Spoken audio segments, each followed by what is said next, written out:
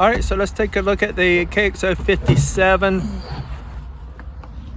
As you notice, something different here. This is the keyless start, where that just stays permanently in there and you have to put in the code. Kubota does not have a touch screen, but it is a LED or LCD screen. And then over here on your right hand side, that's where the numbers correlate with some of those icons. 1, 2, 3, 4.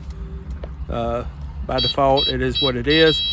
And plug that in, and then we can crank it right on up.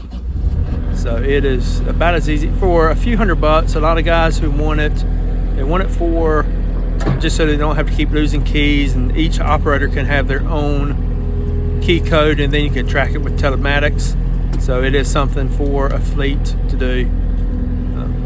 Always got to play with the angle blade and just to play around with it.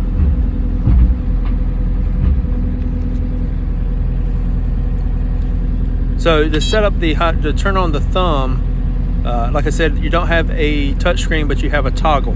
So you toggle over once, push it down, and then that automatically sets your flow into whatever preset setting you want. Now the thumb's going to work.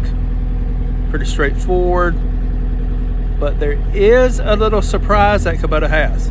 So if you do not cut off the machine, obviously once you disengage the safety switch right there, it does not operate. But once you plug it in or go back down and operate it, if you touch that right hand button right there, the thumb becomes, or whatever preset that you had on your hydraulics, it goes right back to that. So you don't have to toggle in. I just learned that. To be quite honest, I never knew that. So hate to admit it, but that's new to me.